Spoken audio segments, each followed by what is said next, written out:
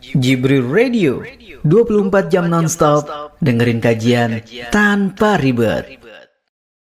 Kita coba akan lengkapkan bahasan ini dengan kisah-kisah bagaimana orang salafus saleh dulu yang pernah berbuat dosa lalu mereka bertaubat, ya.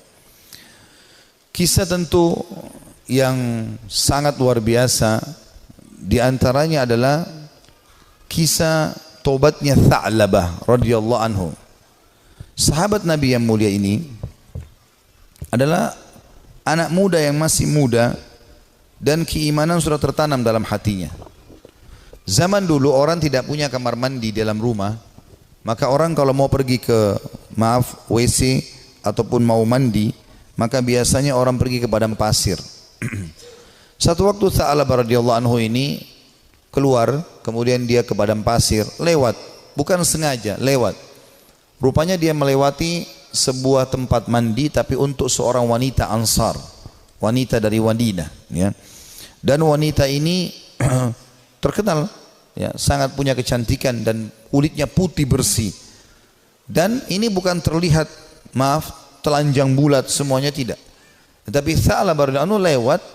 Zaman dulu tempat mandinya laki-laki sama perempuan untuk membedakannya, kalau laki-laki itu dibuat pelapa kurmanya sampai ke daerah kepala sehingga bagian kepala terlihat dan orang tahu di dalam itu adalah orang. Ini di padang pasir, dibuat kayak WC-WC umum gitu, ya, tapi masing-masing punya. Kalau perempuan tertutup semuanya, tetapi karena terbuat dindingnya dari pelapa kurma, ya, mirip dengan pelapa-pelapa kelapa kita sekarang, ya, ada serat-serat, ada lubang celah di antaranya, maka dia sempat lihat sepintas perempuan tersebut dan itu mengganggu hati dia. Begitu melihat langsung terganggu hatinya, padahal dia tidak niat untuk sengaja mengintip orang mandi. Maka dia merasa tulang-tulangnya gemetar, kesemutan, otot-ototnya merasa kesakitan dan lemas. Lalu kemudian dia segera naik ke atas sebuah bukit yang sangat tinggi di Madinah. 40 hari dia nggak pernah turun. 40 hari di atas gunung tersebut bertaubat kepada Allah Subhanahu wa taala. Salat di sana, dia makan minum di sana, pokoknya tidak mau pulang ke rumahnya. Nabi SAW memiliki tradisi, seringkali beliau kalau habis sholat melihat sahabat-sahabatnya. Tapi karena Tha'labah ini bukan orang yang sering ada di depan, maka Nabi SAW tidak melihat dia.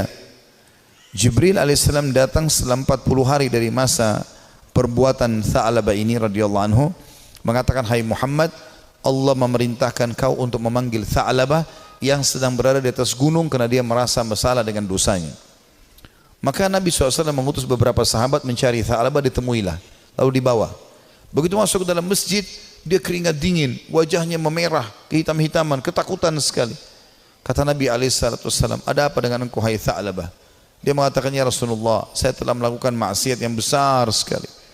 Kata Nabi SAW, rahmatnya Allah lebih luas, ya. Kemudian waktu itu diiqamahkan sholat, maka sholat Nabi SAW bersama para sahabat Tha'labah pun ada. Sementara sholat Nabi SAW membaca ayat tentang neraka, maka Tha'labah pun pingsan dalam sholatnya, pingsan. Setelah itu habis sholat para sahabat menyampaikan, Nabi SAW datang membangunkan. Setelah bangun kata Nabi SAW, "Ada apa dengan kau, hai Tha'labah?" "Ya Rasulullah, saya melakukan dosa yang sangat besar bagi saya. Selama 40 hari saya merasa terus dihantui dengan ketakutan atau diselimuti dengan ketakutan ini. Merasa luar biasa, ya. Masalah saya melihat wanita tidak sengaja yang lagi mandi." Maka dia pun berkata, Nabi SAW mengatakan, "Rahmat Allah luas, mohon ampunlah." Dia mengatakan, "Ya Rasulullah, tapi hati saya masih betul-betul terganggu dengan ini." Ya. Maka Nabi SAW setelah mengatakan rahmat Allah luas, pulanglah semua sahabat ke rumah, sampai beritakan Nabi SAW kalau Tha'labah sakit di rumahnya. Maka Nabi SAW datang ke rumahnya, kemudian ingin meletakkan kepala Tha'labah di atas paha Nabi SAW. Tha'labah terus berusaha menjauh radhiyallahu anhu. Kata Nabi SAW, "Kenapa kau jauhkan kepalamu dariku?" Dia mengatakan, "Ya Rasulullah, kepalaku penuh dengan dosa." Ini bayangkan sosok seorang sahabat yang hanya sekedar melihat tidak sengaja wanita, ya, yang sedang mandi, itu pun cuma di celah-celah pelapa-pelapa kurma itu. Maka Nabi SAW mengatakan rahmat Allah luas. "Apa yang kau rasakan, hai Tha'labah?" Kata Nabi SAW. Kata Tha'labah, "Ya Rasulullah, semenjak saya lakukan perbuatan tersebut, hatiku rasanya seperti sedang direngut ya, seperti ditekan dengan sesuatu. Tulang-tulangku dan otot-ototku seperti kesemutan semuanya. Aku merasa ketakutan yang luar biasa. Apa harapanmu, kata Nabi SAW? Dia bilang, harapanku agar Allah memaafkan semua dosa-dosaku. Ya, bukan cuma itu saja, aku memaafkan, mohon supaya Allah maafkan semua kesalahanku. Maka Nabi SAW mendapat wahyu dari Jibril AS. Jibril mengatakan, sampaikan kepada Tha'labah, hai Muhammad, kalau Allah sudah memaafkan bukan cuma itu, tapi semua dosanya.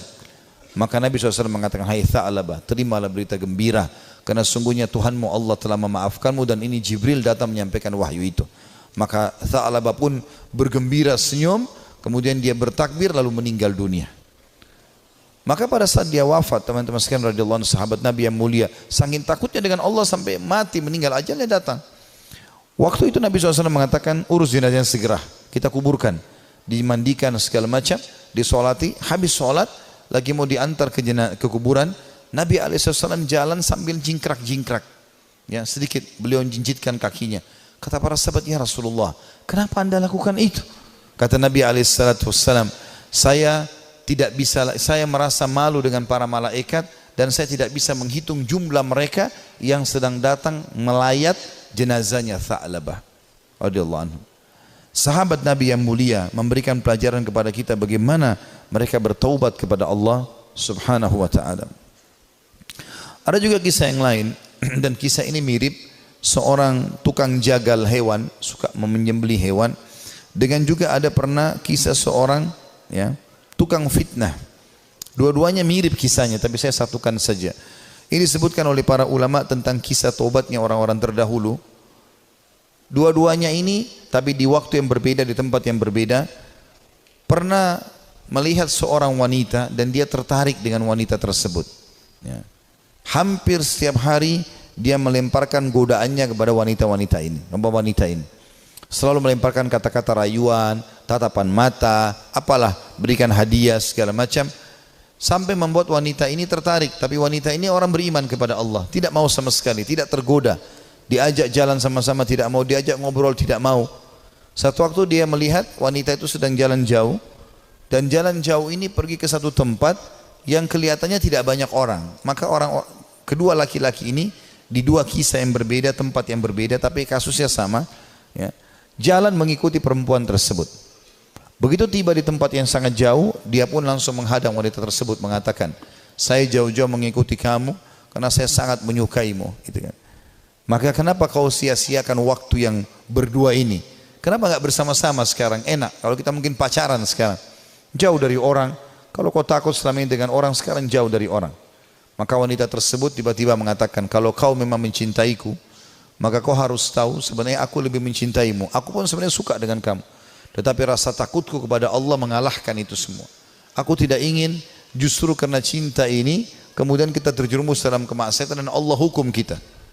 Maka dengan kalimat itu saja laki-laki ini tersentuh. Lalu dia mengatakan, subhanallah, yang telah memberikan peringatan kepadaku melalui lisanmu. Kau takut kepada Allah dan aku tidak takut kepada Allah. Lalu laki-laki tersebut meninggalkan si perempuan tadi, dan semenjak itu dia bertobat kepada Allah Subhanahu wa taala, tidak mau lagi mengenal kecuali yang halal dari mereka. Seorang salafus saleh yang lain yang luar biasa, dia karena takutnya dengan fitnah wanita, maka dia mengatakan, ya Allah, jadikanlah seluruh wanita yang tidak halal bagiku, ya, tidak ada perbedaan, atau hilangkan syahwatku dari seluruh wanita yang tidak halal bagiku. Maka dia mengatakan, demi Allah, Allah kabulkan doa saya sehingga tidak ada syahwat kecuali pada istri saya saja, pada yang halal, dan tidak ada bedanya antara wanita yang tidak halal bagiku dengan sebuah tembok. Artinya betul-betul mereka ingin menjaga diri dari perbuatan yang salah. Dinukil kisah yang lain, seorang anak muda. Ini kenapa saya sebutkan banyak kisah anak muda, karena memang anak-anak muda yang banyak terjerumus dalam kemaksiatan, karena mereka punya potensi, energi, ya, banyak sekali kesempatan, dan ingin tahu sesuatu itu lebih besar daripada orang yang sudah berumur. Walaupun memang orang berumur pun bisa terjadi, tapi umumnya orang kalau sudah tua khawatir berbuat dosa. Maka ada seorang anak muda selalu berbuat maksiat di zaman Nabi Musa alaihissalam, sibuk dengan dosa-dosa yang dia lakukan. Setiap hari diingatkan, Nabi Musa tidak mau tahu. Sampai masyarakat dari Bani Israel pun sudah merasa ini orang tidak ada lagi solusinya nih. Ini sudah nggak ada solusinya orang ini. Maka mereka mengeluh kepada Musa alaihissalam. Allah pun berfirman kepada Musa melalui Jibril alaihissalam, usir anakmu itu dari negerimu. Tidak boleh lagi ada di sana dia. Maka Musa alaihissalam menyampaikan kepada Bani Israel, kalau Allah sudah menurunkan firman-Nya menyuruh anak muda ini diusir. Maka anak muda pun itu diusir dari kota tempat Nabi Musa alaihissalam dengan Bani Israel tinggal. Terus saja dia jalan sampai tiba di sebuah padang pasir yang luas. Kemudian dia merasa dirinya sakit, lemah, terpukul karena jauh dari orang-orang. Maka dia pun lalu berkata, ya Allah, jangan engkau haramkan aku dari rahmat-Mu. Aku tahu aku telah berbuat dosa, tapi rahmat-Mu jauh lebih luas. Aku bertobat dan beristighfar kepadamu dari seluruh dosaku ya Allah. Maka maafkanlah aku. Terus dia ucapkan permohonan maafnya kepada Allah sampai 3 hari berturut-turut. Setelah itu dia meninggal dunia si anak muda ini. Setelah dia meninggal dunia sendirian di padang pasir itu dengan kondisi menyesali kesalahannya. Maka dia pun Musa pun alaihissalam didatangi oleh Jibril. Jibril mengatakan, hai Musa, Tuhanmu Allah memberikan perintah kepadamu agar engkau keluar ke padang pasir ini dan itu disebutkan cirinya. Di sana ada satu wali Allah yang Allah suruh kau mengurus jenazahnya. Maka Musa alaihissalam pun keluar ke padang pasir yang ditunjukkan. Begitu tiba di sana tidak dilihat kecuali anak muda tadi yang memang dianggap orang ini buruk di tengah-tengah Bani Israel. Maka pada saat itu pun Musa alaihissalam mengatakan, ya, Jibril alaihissalam mengatakan kepada Musa, sesungguhnya orang ini telah bertobat selama berapa hari? 3-4 hari meninggalkan negerimu dan Allah terima taubatnya. Maka Musa alaihissalam pun mengurus jenazahnya kemudian menguburkan dia. Begitu luasnya rahmat Allah subhanahu wa ta'ala. Bagi orang yang masih melakukan kemaksiatan dan berfikir bahwasanya susah untuk bertaubat, tidak ada yang susah teman-teman sekalian. Kita akan kisahkan sekarang seorang tokoh tabi'in yang masyhur, Fudail bin Iyad rahimahullah. Orang ini sangat unik ceritanya, karena dulunya dia adalah perampok jalanan. Saking mahirnya dia mencuri dan merampok sampai dia tidak butuh tim, sendirian. Dikatakan dalam kisah ini, Fudail bin Iyad sendirian, tidak butuh orang-orang lain untuk membantunya. Dan setiap kali ada kafilah mau lewat di tempat Fudail, pasti mereka ketakutan, lebih takut daripada melewati tempat yang lain. Karena Fudail bunuh, ambil hartanya, gak ada toleransi. Dan dia satu orang bisa mengalahkan sekian banyak orang dalam duel dan berperang. Sampai satu waktu ada satu kafilah, satu malam Fudail bin Iyad lagi nunggu-nunggu, ya, ada mangsa yang lewat, dia ingin mengambil dan merampok dari mereka. Di tengah jalan subhanallah, atau pas lagi nunggu ada kafilah yang lewat, bukan tengah jalan, ada kafilah yang lewat. Kemudian kafilah ini berbicara satu sama yang lain dan Fudail mendengarkan. Jangan kita lewat jalan sini karena ada Fudail bin Iyad, nanti dia akan mengganggu kita, ya, dan tidak bisa kita selamat dari dia. Bagaimana dengan keadaan keluarga dan harta kita? Dengan kalimat ini yang didengar oleh Fudail, Fudail mengatakan, begitu takutnya manusia padaku, gitu kan. Maka dia pun mengatakan, mulai hari ini ya Allah, aku berjanji aku tidak akan pernah mengganggu orang lain lagi. Dalam riwayat yang lain, Fudail lalu keluar, lalu menemui mereka, lalu mengatakan, akulah Fudail bin Iyad yang kalian sebutkan tadi. Dan karena perkataan kalian tadi, aku merasa aku telah menakut-nakuti manusia. Maka dengan itu aku akan berhenti dan tobat dan kalian akan jadi saksi. Lalu Fudail menghormati mereka menjadi tamu pada malam itu. Mulailah Fudail menyembelikan buat mereka hewan, dia berburu sendiri malam itu, dia sembelikan, dia biarkan mereka membuat kemah di sekitarnya. Setelah dia membakar makanan, dia menyiapkan makanan buat mereka, rupanya ada satu orang dari kafilah itu, orang saleh, membaca firman Allah subhanahu wa ta'ala yang berbunyi, ini disebutkan dalam surah Al-Hadid, ya, ayat 16. Yang Allah subhanahu wa ta'ala berfirman, a'udzubillahi minasyaitonirrajim, alam ya'ni lilladzina amanu an takhsha qulubuhum lidzikrillah wa ma nazala minal haqq. Belumkah tiba saatnya bagi orang-orang beriman untuk tunduk hati mereka dan mereka tunduk hati mereka kepada zikrullah dan apa yang turun dari kebenaran dalam Al-Quran. Fudail bin Iyad orang Arab, dia faham betul makna ayat ini. Artinya, sampai kapan kamu mau lalai, kata Allah SWT. Belum tibakah saatnya bagi orang beriman untuk tunduk hatinya dan berzikir kepada Allah dan apa yang diturunkan dari kebenaran dalam Al-Quran? Maka Fudail pun menangis mendengar ayat tersebut. Lalu dia ulang-ulangi ayat itu sampai akhirnya dia menunjukkan taubatnya. Subhanallah, setelah dia taubat mulai hari itu dia pergi ke Mekah. Tiap hari Mekah dan Madinah. Artinya setiap saat dia di Mekah sebentar, nanti di Madinah lagi sebentar. Tidak pernah meninggalkan dua kota yang suci ini.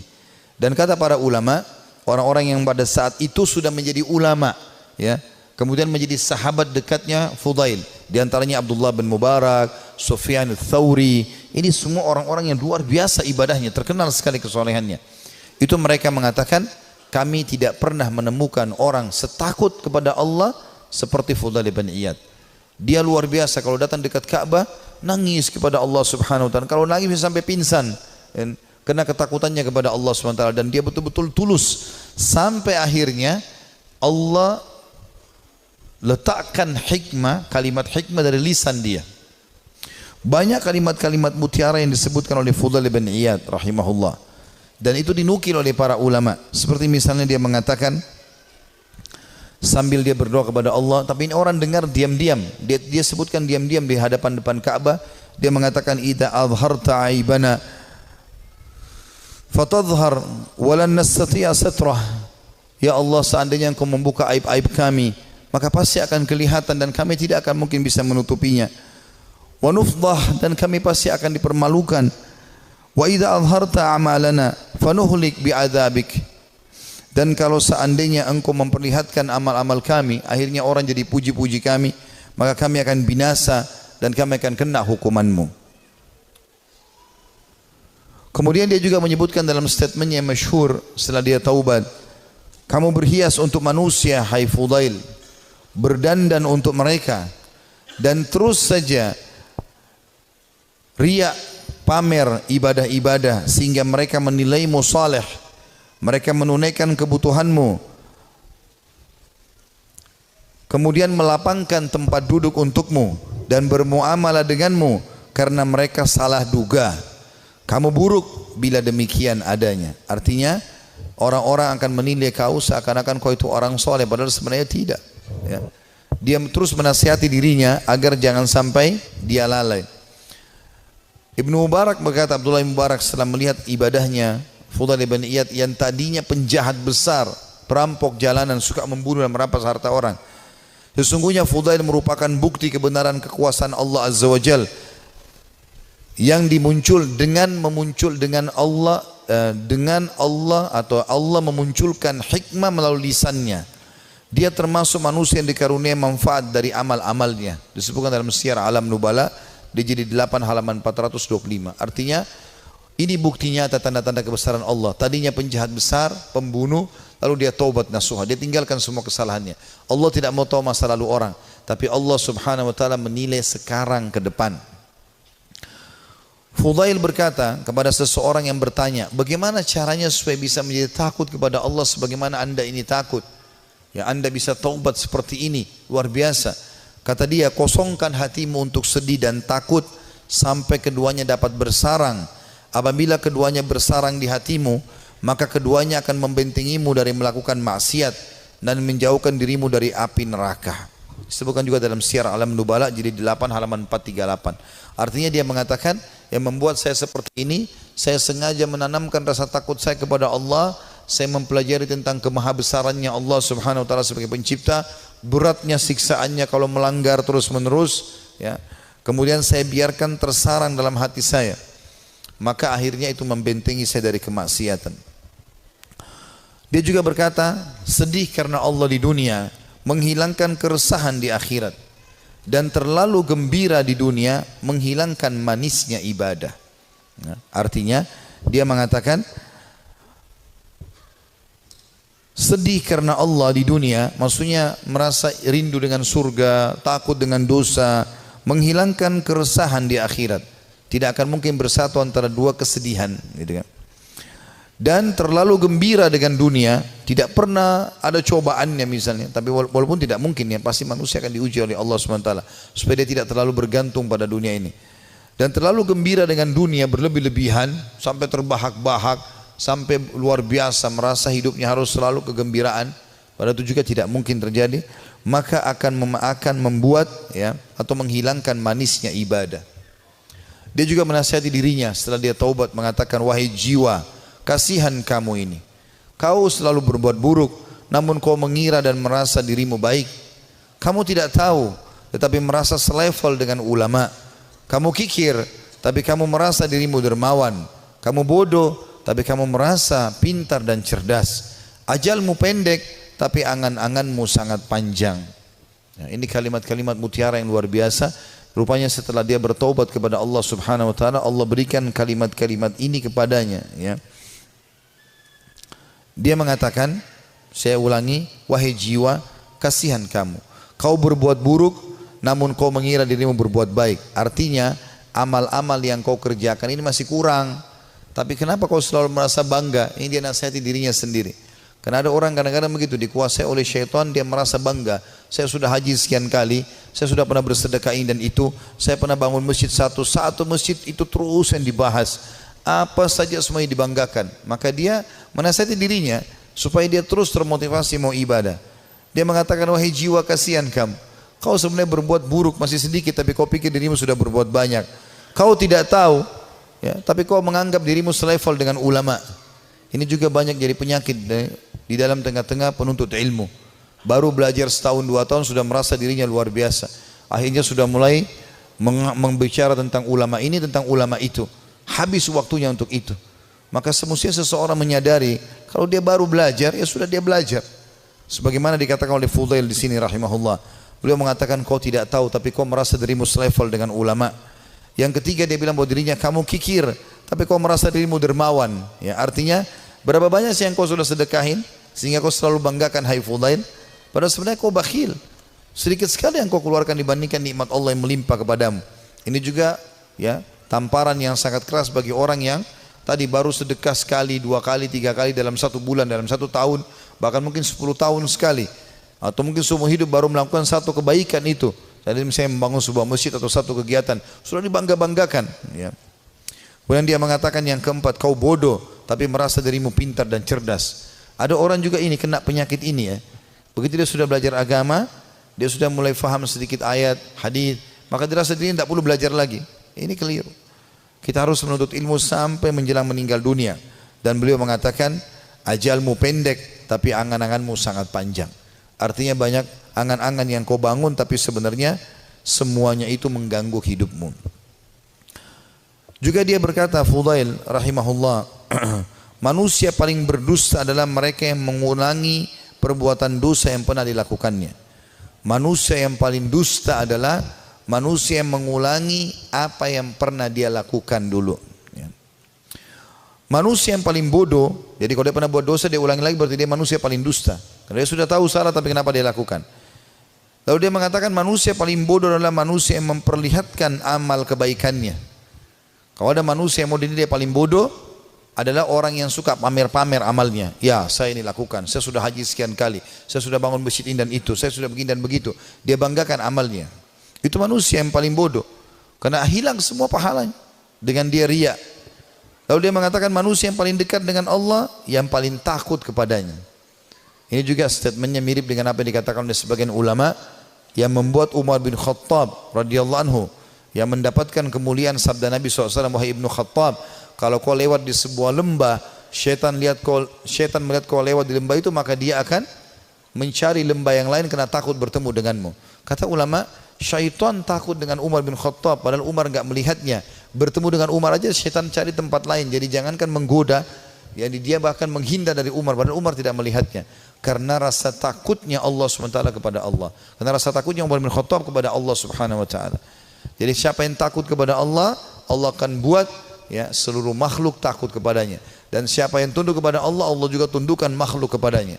Ya, semua itu siapa yang cinta kepada Allah, Allah akan buat makhluk cinta kepadanya dan seterusnya. Juga kata beliau, manusia tidak akan sempurna sehingga agamanya mampu mengalahkan nafsunya, dan manusia tidak akan binasa sehingga nafsunya mengalahkan agamanya. Ini statement yang mulia. Beliau mengatakan, kalimat ini penting untuk digarisbawahi teman-teman sekalian, manusia tidak akan sempurna sehingga agamanya mampu mengalahkan nafsunya. Artinya ilmu yang dia pelajari itu menjadi patokan dan pegangan hidupnya sehingga nafsunya diawasi oleh ilmunya. Karena ilmu agama itu mengawasi kita. Ilmu agama mengawasi kita. Kalau kita belajar agama, ilmu kita halal haramnya Allah seperti bodyguard. Kita mau makan, mau minum, mau mencari pendapatan, mau bergaul, agama akan mengatakan itu boleh atau tidak boleh. Maka orang yang sempurna adalah orang yang justru ilmu agamanya itu bisa mengontrol hawa nafsunya. Dan sebaliknya, orang yang binasa adalah orang yang nafsunya mengalahkan agamanya. Jadi dia pun tahu agama tapi tetap saja dikalahkan oleh agamanya sendiri. Dan ini semua adalah hal mendasar yang perlu digarisbawahi dari nasihat yang mulia. Ini kita bisa, ini sebagian kecil ya, banyak sekali statementnya, hampir semua buku tentang tazkiyatun nafs, ya, pensucian jiwa, tentang zuhud, ya, menginginkan akhirat, gitu kan, daripada dunia, semasalah keimanan, ya, masalah penyesalan, itu selalu ada statementnya Fudail bin Iyad. Padahal tadinya dia ini seorang penjahat besar, tapi bagaimana Allah Subhanahu wa taala memberikan kepada dia karunia dengan taubatnya yang luar biasa nasuha. Allah memberikan kata-kata mutiara dari lisannya. Dia juga mengatakan, Az-Zahabi berkata, ditanya kepada Fudail, apa itu zuhud? Apa itu zuhud? Mendahulukan akhirat dari dunia. Dia mengatakan banyak qanaah. Qanaah artinya merasa puas, ya, dengan apa yang telah Allah berikan. Itu namanya zuhud, kata beliau. Jadi kalau kau mau dikatakan zuhud, kau berharap akhirat dan dunia kau jalani juga, tapi akhirat kau dahulukan, adalah banyak merasa syukur kepada Allah. Lalu ditanya kepadanya tentang wara. Wara itu menjaga kesucian hubungan sama Allah. Ia menjawab, menjauh dari yang diharamkan syariat. Apapun yang Allah larang, tinggalkan. Bukan cuma yang haram, yang makruh pun ditinggalkan. Makan, minum, berdiri aja tidak dilakukan, apalagi kalau sampai makan yang haram. Dan kita kalau tinggalkan sesuatu yang makruh, berarti yang haram akan lebih mudah kita tinggalkan. Orang kalau tinggalkan yang makruh, yang haram akan dia tinggalkan. Orang kalau kerjakan amal yang sunnah, amal wajib pasti akan dia kerjakan. Lalu ditanya juga kepada dia, apa ibadah itu? Ia menjawab, melaksanakan apa yang diwajibkan sebaik mungkin. Melaksanakan yang diwajibkan sebaik mungkin. Dan sekian banyak statement Fudail bin Iyad rahimahullah yang kita bisa ambil pelajaran darinya. Artinya tidak ada kata terlambat dalam bertaubat, dan kalau orang taubatnya nasuha, Allah Subhanahu wa taala akan karuniakan untuk dia kelebihan-kelebihan yang banyak. Saya akan tutup dengan dua kisah di sini teman-teman sekalian. Salah satunya nanti yang terakhir adalah kisah yang cukup panjang, kisah Ka'ab bin Malik radhiyallahu anhu, sahabat Nabi yang mulia yang bertaubat karena dia tidak sempat ikut dalam perang Tabuk bersama Nabi alaihi salatu wassalam. Namun sebelumnya saya akan sebutkan dulu kisah tentang sosok orang yang sangat saleh dari kalangan tabi'in. Dia hidup di zaman Nabi SAW tapi tidak sempat bertemu dengan Nabi dalam pendapat sebagian orang, yaitu Ubaid bin Umair bin Qatadah al-Laythi al-Jundu'i al-Makki, ya. Orang ini sangat saleh, luar biasa. Sampai di Mekah itu kalau ada orang yang menganggap dirinya, ya, lemah imannya, pasti datang kepada dia, ya, kepada Ubaid ini rahimahullah. Orang ini sangat luar biasa keimanannya. Ada sebuah kisah dinukil oleh Ibnu Qudamah. Kisah Ibnu Qudamah dinukil tadi, kisah Tha'labah. Ini dinukil dalam sebuah kisah di sebuah buku, ya. Kisah ini kisah sahih. Ada seorang wanita di Mekah sangat terkenal dengan kecantikannya. Dan wanita ini terkenal tinggi, putih, cantik, fitnah luar biasa. Tapi dia tutup wajahnya, dia pakai cadar. Dia bilang sama suaminya, satu hari dia bicara sama suaminya. Dia mengatakan, wahai suamiku, kira-kira apakah ada orang yang bisa selamat dari fitnah wajahku ini? Artinya dia coba menyebutkan sama suaminya. Kata suaminya, tentu saja ada, ya, walaupun kau cantik, tapi akan ada orang yang bisa tidak kena fitnahmu. Kata perempuan itu penasaran, siapakah itu? Artinya kalau saya buka wajah saya, ya, saya tidak pakai hijab ini, masih ada laki-laki yang tidak tertarik. Maka kata suaminya, Ubaid ibn Umair, seorang ulama. Maka tiba-tiba istrinya karena merasa tertantang datang kepada suaminya lalu berkata, wahai suamiku, Andes, apakah kau mengizinkan aku untuk coba menggoda Ubaid hanya untuk mengetes imannya, sekaligus juga mengetes apakah betul memang dia tidak kena dengan fitnah wajahku dan kecantikanku ini? Suaminya mengatakan, karena penasaran juga mengatakan, baik, saya izinkan. Maka wanita ini pergi ke Masjid Haram. Ini Ubaid ini punya majelis ta'lim, ya. di Masjid Haram, ulama besar. Tidak pernah sama sekali berbuat dosa dalam kisahnya, dalam kisah hidupnya. Allahu alam kalau yang dinukil dari kisah yang lain, tapi dia disebutkan orang ini sangat soleh. Kemudian datanglah wanita ini lalu mengatakan, saya punya pertanyaan Syekh. Kata dia, silahkan. Dia bilang, tapi pertanyaan ini pribadi, maka saya tidak bisa menanyakan di depan orang. Kalau bisa, saya akan meminggir dengan anda di salah satu sudut masjid ini. Karena perempuan ini terus menunjukkan kesedihannya, menangis, maka Ubaid mengatakan, baiklah, tapi tetap di depan umum, bukan berduaan-duaan khalwat. Di tiang masjid, di sebelah situ ada sekitar jemaah. Tiba-tiba wanita ini pada saat duduk depan Ubaid membuka cadarnya, dan memang terlihat kecantikan yang luar biasa. Maka Ubaid rahimahullah mengalihkan wajahnya, sambil kata Ubaid mengatakan, apa yang kau lakukan? Bukankah kau bertanya, kenapa kau membuka cadarmu? Dia mengatakan, sebenarnya wahai Syekh Ubaid, saya mencintaimu dan saya menyukaimu, maka aku datang untuk menawarkan diri. Maka Ubaid mengatakan, dan aku tinggal tunggu jawabanmu. Artinya kapan kau mau, selesai, aku jadi milikmu, terserah kau mau apakan. Perempuan ini ingin menguji. Ubaid tidak mengenal siapa perempuan ini. Subhanallah, dia mengatakan, saya akan jawab pertanyaanmu itu kalau kau menjawab 5 pertanyaanku. Kata Ubaid rahimahullah, tapi sambil buang muka, enggak dilihat ke wajah wanita ini. Wanita tersebut menggambarkan Ubaid tidak melihat sedikit pun ke wajahku. Padahal wanita ini depan matanya dan sangat cantik. Maka kata wanita tersebut, tanyalah. Kata Ubaid rahimahullah, jadi tadi dia memang bilang waktu dalam majelis, saya punya masalah, saya mau minta nasihat. Padahal dia cuma mau berbohong wanita ini, tapi hanya mendapatkan nasihat yang benar. Apa kata Ubaid rahimahullah? Andai saja bertepatan pada saat sekarang malaikat maut datang ingin mencabut ruhmu, apakah kau akan menawarkan hal yang sama padaku? Kalau memang kau sedang berhadapan dengan malaikat maut? Kata wanita tersebut, tentu tidak. Pertanyaan kedua, andai saja kamu sedang berada dalam kuburan, tempat yang pasti kau akan datangi, dan kau sedang bertemu dengan Munkar dan Nakir, 2 malaikat akan bertanya di kuburan, dan kau sedang ditanya untuk selamat ke surga atau neraka, apakah kau juga akan berpikir tetap akan menawarkan dirimu seperti ini? Dia mengatakan tidak. Yang ketiga, seandainya kau sedang berada bersama aku di padang mahsyar, kemudian buku-buku amal sedang berterbangan, dan kau tidak tahu apakah kau akan terima dengan tangan kanan atau tangan kiri. Tangan kanan akan selamat ke surga, tangan kiri akan masuk ke neraka. Apakah kau juga akan menawarkan dirimu seperti ini kepadaku? Dia mengatakan tidak. Yang keempat, ya, andai saja kau sedang ditimbang amalmu, dan kau tidak tahu amal baik atau amal buruk di timbangan amal hari kiamat nanti yang lebih berat, apakah kau masih mau menawarkan dirimu padaku? Dia mengatakan tidak. Lalu kemudian pertanyaan terakhir yang kelima, andai saja kau sedang diminta pertanggungjawaban oleh Allah tentang kecantikanmu ini, tentang keadaanmu, ya, kelebihan-kelebihan nikmat yang Allah berikan kepadamu ini, apakah kau juga akan mengatakan kepada Allah, aku sempat menawarkan ini kepada Ubaid? Maka dia mengatakan tidak. Maka Ubaid pun mengatakan rahimahullah, kalau gitu bertakwalah kepada Allah dan jagalah dirimu serta nikmat Allah yang ada padamu. Maka tiba-tiba perempuan tersebut menangis terisak-isak. Lalu kata Ubaid, pulanglah. Lalu Ubaid berdiri tanpa melihat sedikit pun ke wajah wanita tersebut. Setelah dia pergi, wanita itu pulang ke rumahnya. Suaminya sudah menunggunya, ingin mengetahui berita apa yang ada sebenarnya. Maka setelah dia pulang, suaminya kaget melihat matanya merah, menangis. Kata suaminya, apa yang terjadi wahai istriku? Dia mengatakan, sungguh aku akan binasa wahai suamiku. Aku tadinya niat ingin bermaksiat kepada Allah, Allah meluruskanku justru melalui Ubaid. Dan sungguh Ubaid adalah orang saleh.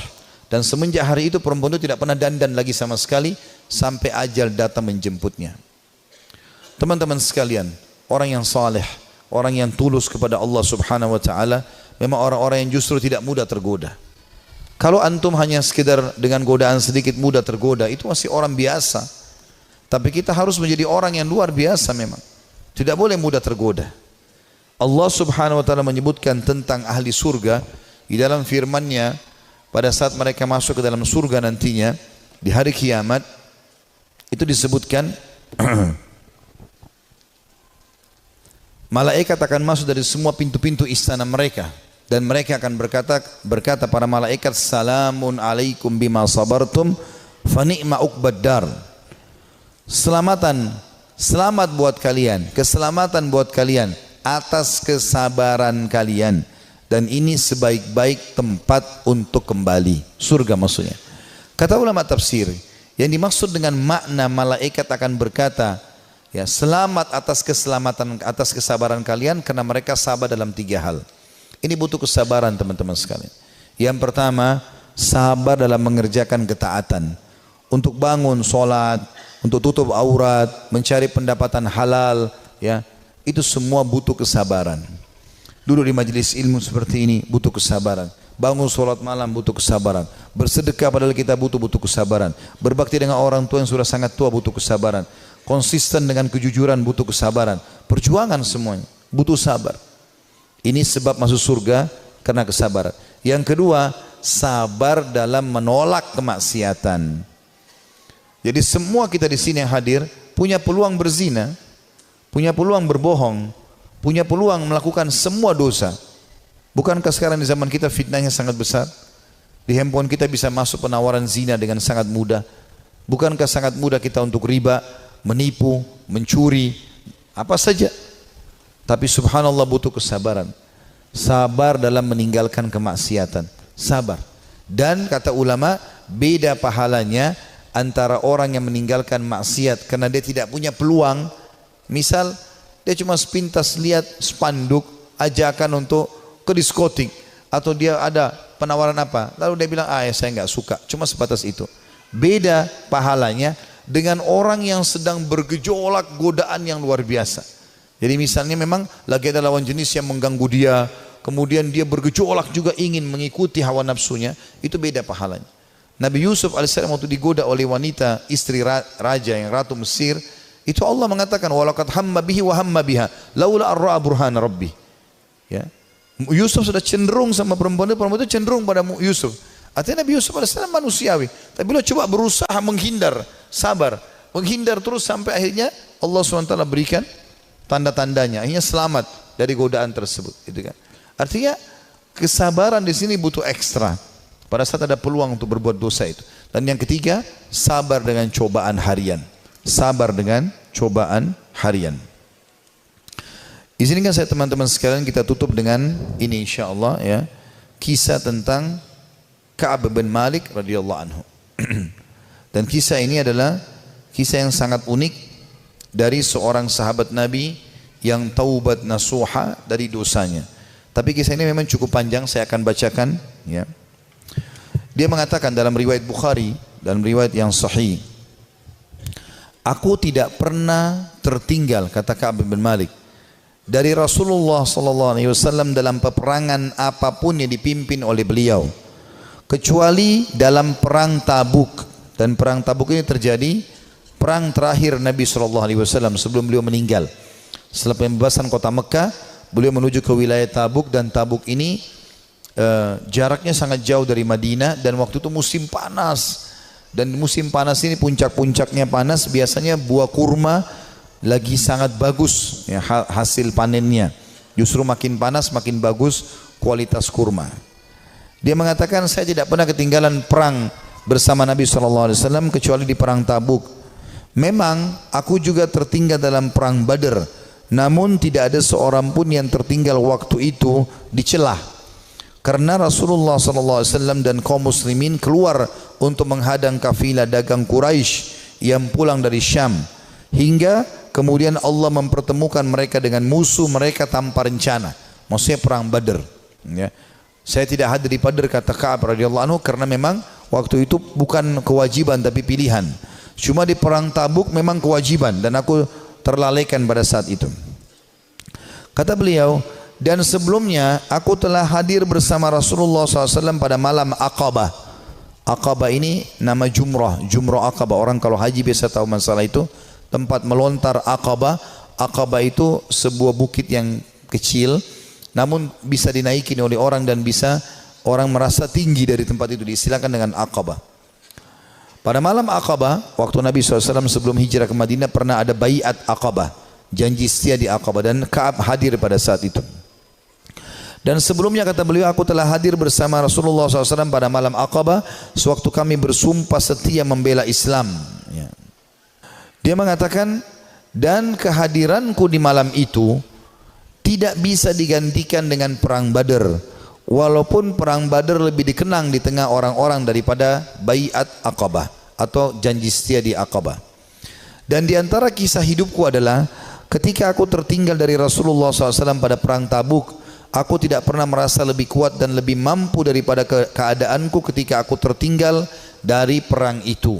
Jadi maksudnya pada saat itu aku tidak punya alasan untuk tidak ikut perang Tabuk. Waktu itu Nabi SAW mewajibkan semua laki-laki yang kuat dan tidak punya udzur. Ya. Pada saat itu aku sangat kuat, belum pernah aku sekuat itu sebelumnya.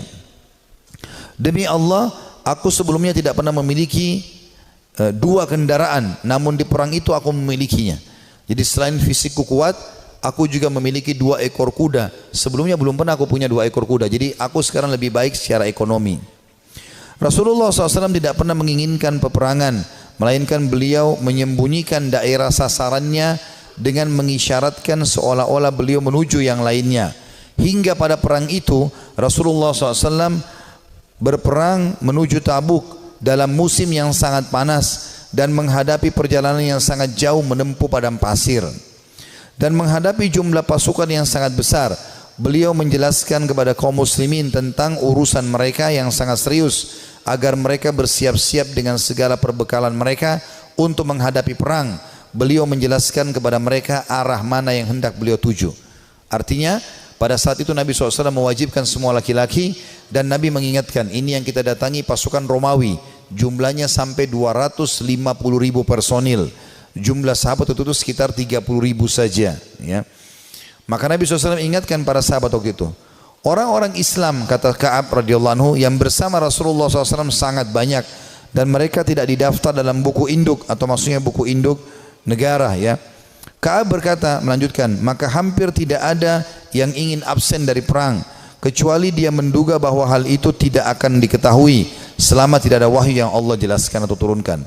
Rasulullah SAW lalu berangkat ke perang itu ketika buah-buahan sedang masak dan pohon-pohon menjadi rindang.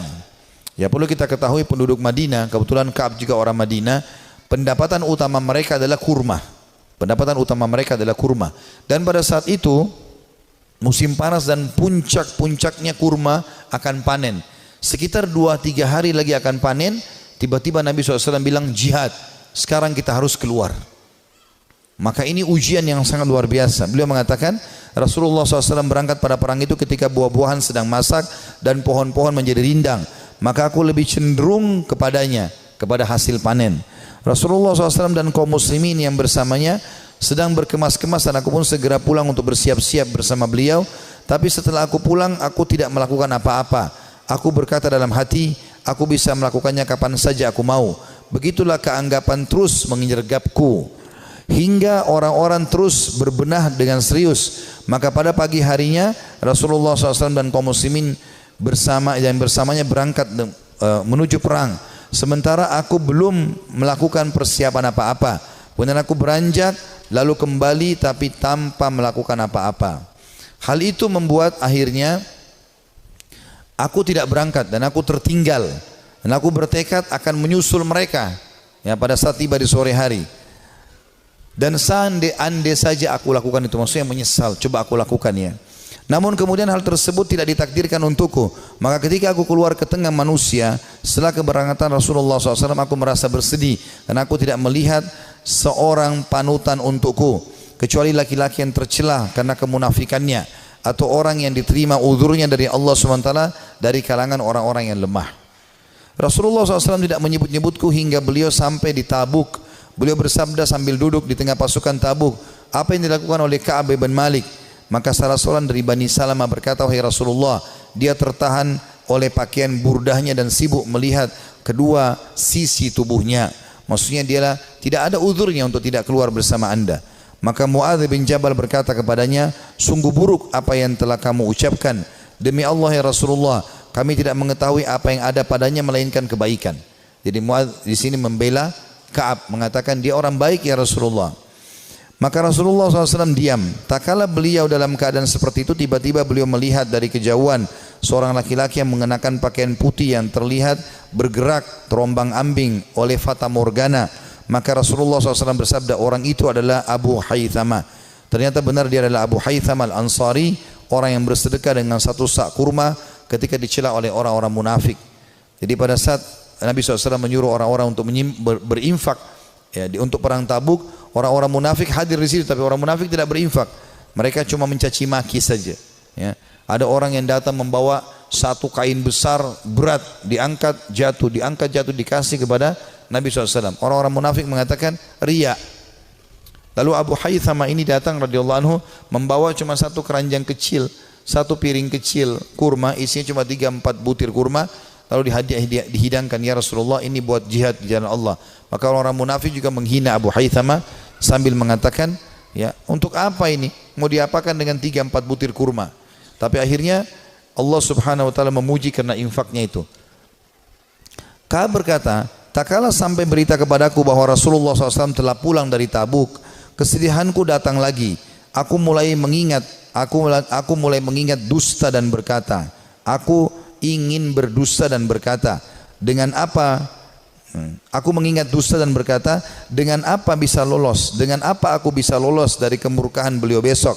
Untuk itu aku meminta bantuan kepada semua orang cerdik pemikiran dari keluargaku. Maka tak kala diberitahu bahwa Rasulullah SAW telah mendekati Madinah, hilanglah dariku segala pikiran yang batil, hingga aku benar-benar mengetahui bahwa aku tidak akan selamat dari beliau dengan apapun selamanya. Maka aku bertekad untuk bersikap jujur kepada beliau. Rasulullah SAW tiba pada keesokan harinya, dan biasanya apabila pulang dari safar, beliau memulai dengan masjid. Dan beliau sholat 2 rakaat, kemudian duduk di hadapan orang-orang. Ketika beliau melakukan demikian, orang-orang yang tidak ikut perang mendatangi beliau untuk menjelaskan uzurnya dan bersumpah kepada beliau. Mereka bersumpah, mereka berjumlah kurang lebih 80 orang yang tidak ikut berperang di perang Tabuk. Maka beliau menerima lahir mereka, membaiat mereka dan memohon ampun untuk mereka, serta menyerahkan rahasia mereka kepada Allah Subhanahu wa taala. Hingga aku datang. Tak kala aku mengucapkan salam, beliau tersenyum dengan senyuman orang yang marah. Kemudian beliau berkata, kemarilah. Aku datang berjalan hingga aku duduk di hadapan beliau. Beliau sallallahu alaihi wasallam berkata kepadaku, kata Ka'ab, apa yang membuatmu tidak ikut serta dalam perang Tabuk? Bukankah kamu telah membeli kendaraanmu, ada kudamu? Ka'ab berkata, aku berkata, wahai Rasulullah, sesungguhnya aku demi Allah, seandainya aku duduk di hadapan orang selain anda dari penduduk dunia, pasti aku yakin bahwa aku akan lolos dari murkahnya dengan sebuah alasan, karena aku telah diberi kemampuan untuk berdebat. Akan tetapi demi Allah, aku benar-benar mengetahui bahwa jika hari ini aku menceritakan kepada anda cerita dusta yang dengannya anda bisa merelakanku, tentu tidak lama Allah pasti akan menjadikan anda murka kepadaku. Dan apabila aku menceritakan kepada anda dengan cerita yang jujur, pasti anda murka kepadaku karenanya. Sesungguhnya dengan kejujuran ini aku akan menghadap atau akan mendapatkan akibat yang baik dari Allah. Demi Allah aku tidak punya uzur. Demi Allah aku merasa tidak pernah sekuat dan sekaya daripada keadaanku sekarang pada saat aku tidak ikut Tabuk bersama anda. Maka Rasulullah SAW bersabda, adapun orang ini maka ia telah berkata jujur, maka berdirilah hingga Allah memberikan keputusan kepadamu. Ringkas cerita ini cukup panjang, saya ringkaskan. Maka Ka'ab pun berkata, aku pun merasa plong karena merasa jujur dengan Nabi SAW. Walaupun pada saat itu turun wahyu memperingatkan Nabi SAW untuk memboikotku dengan kedua temanku. Jadi kebetulan ada 2 temannya dari 80 orang tadi yang dianggap orang yang sangat dekat dengan Nabi SAW dan tidak ada punya uzur untuk hadir. Maka kata Ka'ab, kedua orang temanku ini dan aku disuruh boikot oleh Nabi SAW. Maka tidak dijawab salam kami, tidak senyum pada kami, tidak ada yang salaman pada kami, 3 orang ini. Kata Ka'ab radhiyallahu anhu, terus saja ya berlalu beberapa hari sampai aku masuk ke masjid. Kalau kedua temanku menangis di rumahnya dan tidak pergi sholat di masjid, sementara aku sendiri tetap masuk ke masjid dan aku menemukan semuanya orang membuang wajah, tidak ada yang salam. Dan pada saat aku melihat ke arah Nabi SAW, Nabi SAW membuang wajahnya. Tapi kalau aku sedang tidak lihat ke arah Nabi, Nabi sedang melihat ke arahku. Aku terus saja berjalan dalam kondisi tersebut rasanya jantungku, ya hidupku sempit karena betul-betul diboikot pada saat itu. Setelah berjalan kurang lebih 30 hari, sebulan dari masa itu, maka datang perintah dari Nabi SAW, perintah dari Allah agar ketiga orang ini menjauhi istri-istri mereka, termasuk Ka'ab. Maka mereka pun ya melakukan itu. Kata Ka'ab waktu datang utusan Nabi SAW, apakah Nabi menyuruh aku menceraikan istriku? Kata Nabi SAW, kata utusan Nabi SAW, tidak, sama sekali tidak. Tidak ada sama sekali perintah untuk menceraikan, kamu hanya disuruh pisah saja. Kemudian kedua sahabatku, kata Ka'ab, memohon kepada Nabi SAW agar istri-istri mereka memohon kepada Nabi SAW untuk tetap bisa serumah walaupun tidak ada biologis, tapi melayani makan dan minum suaminya. Lalu Nabi SAW izinkan, tapi tidak ada biologis di antara mereka. Lalu kata orang-orang kepada Ka'ab, hai Ka'ab, kenapa kau tidak minta seperti dua sahabatmu tadi? Minta agar ya Nabi SAW izinkan istrimu melayani walaupun tidak ada biologis. Kata dia, tidak, demi Allah, saya akan menjalani hukuman ini semaksimal mungkin supaya juga pengampunannya maksimal. Kata Ka'ab, dalam kondisi seperti itu, satu Madinah memboikot, istriku juga tidak boleh serumah denganku, maka aku menemui seseorang yang datang dari luar Madinah lalu teriak-teriak sambil mengatakan, mana Ka'ab bin Malik, mana Ka'ab bin Malik. Begitu aku melihat orang tersebut, aku mengatakan aku Ka'ab. Orang itu menyerahkan sebuah surat yang ternyata dari Raja Ghassan, seorang raja yang kafir kepada Allah Subhanahu wa taala, yang memang memusuhi Nabi SAW. Maka dia mengatakan, telah sampai dari Raja Ghassan kepada Ka'ab bin Malik, telah sampai kepada kami bagaimana sikap perilaku sahabatmu itu, ya. Nabi SAW memboikotmu, maka kalau kau datang kepada kami akan muliakan kamu, kami akan berikan kamu kedudukan, ya. Datanglah kepada kami, maksudnya disuruh murtad, tinggalkan agama Islam, datang kepada Ghassan. Maka kata Ka'ab, demi Allah ini cobaan yang lain, aku akan bersabar. Lalu dia membuang dan membakar surat tersebut. Berjalan waktu, kata Ka'ab, saya terus aja datang ke masjid, aku datang ke masjid, sholat, dan tetap saya tidak bisa buat apa, dan rasanya dada ini sudah sempit luar biasa. Sampai puncaknya di hari ke-50. Di hari ke-50.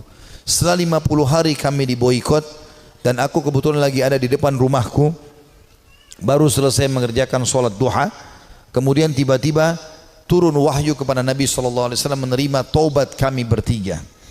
Maka dua orang sahabat Nabi dan aku tidak bisa melupakan itu, ya, datang dan mereka berlumba-lumba, yang satu menunggangi unta, yang satu berlari, saking gembiranya ingin menyampaikan berita gembira kepada Ka'ab.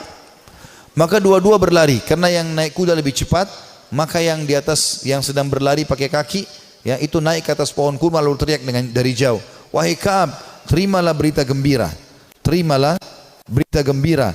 Dari pertama atau dari semenjak kau dilahirkan oleh ibumu, semenjak kau dilahirkan oleh ibumu, sesungguhnya telah turun wahyu Allah menerima taubatmu. Maka kata Ka'ab, aku belum pernah merasa bumi sesempit itu sebelumnya, dan aku belum pernah merasakan bumi seluas itu setelahnya. Artinya sebelum datang berita gembira ini, bumi sangat sempit rasanya, dadaku sempit, semuanya jadi susah hidup ini. Tapi setelah sampai berita gembira ini, aku pun bahagia ataupun tentram, dan aku merasa luar biasa. Saking gembiranya aku membuka bajuku dan aku memberikan kepada pemberi berita gembira tersebut. Aku pakai baju lain, aku datang kepada Nabi SAW. Aku menemukan para sahabat tersenyum, bersalaman denganku, menyampaikan berita gembira, dan aku sangat terharu. Orang-orang pada menangis. Aku pun menemui Nabi SAW. Lalu Nabi SAW mengatakan, wahai Ka'ab, terimalah berita gembira dari pertama kau dilahirkan oleh ibumu. Kata Ka'ab, ya Rasulullah, aku telah mengambil pelajaran dan bersyukur kepada Allah, dan aku berjanji kepada anda, mulai hari ini aku tidak akan pernah berdusta selamanya, karena kejujuranku lah yang telah membuat Allah menyelamatkanku. Saudaraku si iman, kisah-kisah seperti ini, walaupun ini cukup panjang tadi disampaikan, karena memang ini kisah cukup panjang di dalam riwayat Bukhari, saya meringkaskan bagaimana orang-orang salafus saleh kembali kepada Allah Subhanahu wa taala. Yang paling penting, setelah kita kembali ke jalan Allah Subhanahu wa taala, sebelum ajal datang, karena kalau ajal datang kita akan menyesal. Kita akan berharap solat duha yang pernah kita tinggalkan 2 rakaat kita akan lakukan. Kita akan berharap kembali ke dunia senyum dengan seorang muslim lalu kita meninggal dunia. Kita berharap bisa menyedekahkan seluruh harta yang kita miliki. Kita berharap berbakti dengan kedua orang tua kita yang masih hidup. Kita berharap bisa berbuat baik dengan tetangga, dengan masyarakat, dengan siapa saja. karena semua itu akan ada nilai pahala yang di sisi Allah Subhanahu wa taala. Sebelum itu terjadi, teman-teman sekalian, penyesalan, sekarang kesempatan kita kembali kepada Allah Subhanahu wa taala. Allah mengatakan wa anibu ila rabbikum wa aslimulah. Tadi sudah saya bacakan dalam surah Az-Zumar. Kembalilah kalian ke jalan Tuhan kalian dan tunduklah kepadanya. Menjadi orang yang baik, orang yang patuh kepada Allah, orang yang saleh dan salehah, mulia. Dia akan makan, dia akan minum, dia akan punya jabatan, dia akan punya harta, dia akan punya pasangan yang baik seperti dia akan punya anak-anak yang baik dan soleh. Allah akan berikan kebahagiaan, dan di akhirat dia akan dapatkan juga yang terbaik. Allah janjikan surga yang luas. Dia akan tinggal tunggu ajal datang saja lalu masuk ke surganya. Orang-orang yang fasik, makannya susah, ya, hidupnya susah. Begitu juga dengan yang lainnya. Bahkan kalaupun ada di dunia itu adalah sifatnya tadarruj, tahapan siksaan dari Allah Subhanahu wa taala. Firaun juga makan, Namrud juga makan, dan seluruh orang yang Allah binasakan juga makan, tapi malah menjadi tadarruj atau tahapan siksa buat mereka. Mereka makin lalai, akhirnya mereka meninggal dalam keadaan kufur, dan penyesalan abadi selamanya bagi Fir'aun sampai tidak ada waktunya, dan kegembiraan bagi Musa alaihissalam sampai tidak ada waktunya. Ini semua akan kekal. Allahu a'lam. Dan ini yang kita sampaikan teman-teman sekalian, mudah-mudahan bisa diambil manfaatnya. Kalau ada benar dari Allah, kalau ada salah dari saya mohon dimaafkan. Subhanakallahumma bihamdika asyhadu an la ilaha illa anta astaghfiruka wa atubu ilaik. Wassalamualaikum warahmatullahi wabarakatuh.